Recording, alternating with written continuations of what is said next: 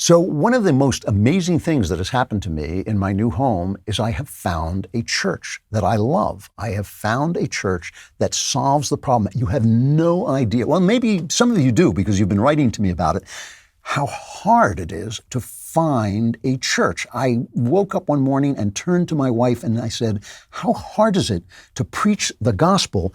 It's written down. You can read it and then talk about what you read and what you think it means. That's your whole job. That is all you have to do. I was going to an Anglican church and I left on I think it was Good Friday, the day, the Friday before Easter, when you remember the crucifixion, and the priest got up. And the thing about the Episcopal Church is in the Episcopal Church, God is leftist politics with a beard on. And why has he got a beard? Isn't that kind of sexist? But that's really true in the Episcopal Church. They are so radical that they have left the gospel behind altogether. And this guy was giving a sermon, I believe it was on Good Friday, and he said, Jesus died for the non-binary child who isn't being allowed to use the bathroom he wants. And I thought, well, he did, but not for that reason, not for the reason you think. And I thought, and my whole feeling was nothing against non-binary, transgender, whatever, nothing against individual people. Just show me in the gospel where it says that, but you can't because it's not there, so don't make stuff up. So I was reading this op-ed in the New York Times that really exemplified what it was about the Anglican Church that was really bothering me. It's by this woman, Tish Harrison Warren, and I don't know that much about her, but I'm sure she's a leftist preacher. She's a priest, an Episcopal priest or an Anglican priest, and she wrote this thing.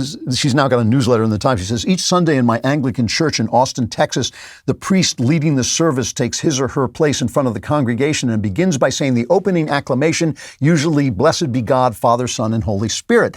What has surprised me since I first attended an Anglican service just over a decade ago is that we begin not with welcoming anyone in the pews, but with a direct announcement about God. It's a little jarring, even now that I'm a priest. We all made an effort to get to church. We woke up early on a weekend, brushed our teeth, wrestled kids into car seats, masked up, and found a place to sit. But the service doesn't start by acknowledging any of that. No thanking everyone for showing up, not even a bland mention of the weather or how nice everyone looks this week. Instead, I stand up in front of everyone and proclaim the presence of an invisible God. Not to put, it reminded me of a quote about women preaching. Samuel Johnson, the famous English lexicographer, famously said, "Sir, a woman preaching is like a dog's walking on his hind legs. It's not done well, but you're surprised to find it done at all." I went from church to church, and I went to a Presbyterian church for a while. I joined a Presbyterian church for a while. One of those churches where people just celebrate God all the time. It's all celebration, and it's all lifting your hands to heaven and singing, and it's all joy, joy, joy. And I thought, this doesn't reflect either the depth of tragedy in the Gospels. It doesn't reflect the difficulty and the sinfulness of our world. And it's not that I believe that Christianity is joyful. Christianity has supplied me with more joy than I even know how to communicate. By joy, meaning a gusto for life, an enjoyment of life, even in difficult times. And has given me that in part because it acknowledges how tragic life is. And all I want is for someone to preach the gospel. So I moved to my new home and I went online and I'm looking and I'm looking and looking. And I found a church that belongs to what I believe is called the Anglican Church in North America. It's kind of a breakaway church where they don't let women preach, by the way. It's one of the reasons they broke away from the mainstream Episcopal Church. And I looked it over and it looked pretty interesting. I kind of watched a service on Facebook.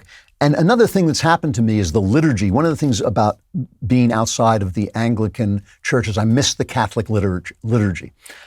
This is an Anglo-Catholic church, which means a Catholic church that's not connected to Rome. It is a Catholic church, it has Catholic theology, but it's not connected to Rome and it's not run by the Pope. And I miss the liturgy because the liturgy is really what the service is about. The liturgy is where the bread and wine become the body and blood of Christ. And you follow this liturgy, and if you use it as a meditative exercise, it helps this thing happen in your brain, in your imaginary life, where you understand what's happening to the bread and wine, and in fact to all of the material world, and you take that in to become part of that. So I go to this church, and I listen to the liturgy, and I love the liturgy, and the sermon is good. And I walk downstairs and I find there, they always give away pamphlets and interesting magazines and things like that. And one thing they're giving away is a Ronald Reagan calendar. So I thought, well, this must be a conservative church. But, and here's the interesting thing, obviously at Coffee Hour I found out it's a very conservative church. The people there are politically conservative. They're lovely, lovely people, and I've really enjoyed meeting them all. But the thing that really gets me is no matter what happens in the news, no matter how passionate I know the priest feels about it, because I know he's a conservative, he doesn't preach the news. He preaches the gospel. He preaches the gospel. He reads the book and talks about what the book means, and he talks about it with a great deal of historical knowledge, but also with a great deal of spiritual power. And I think it's the gospel. I was not looking for a conservative church any more than I'm looking for conservative art. I'm looking for art that expresses the inner experience of being human. I was looking for a church that preaches the gospel. The left ruins everything. They ruin everything because they can't stay out of it. They can't let it do what it does. You can't have a business that makes hats. You have to have a business that makes hats, but it's also woke. You can't have a business that makes cupcakes. You also have to agree with the left. You can't have a church that just preaches the gospel. In this article, this op-ed that I started with, she quotes a famous liberal theologian, Karl Barth, who said, Christians must live our lives with a Bible in one hand and a newspaper in the other. You know what? The Bible will do. The Bible's all you need. You might not even care about the news. All you want is that gospel. The left ruins everything by not letting it do what it does. And I'm so thrilled I have finally found a church that does the liturgy and preaches the gospel.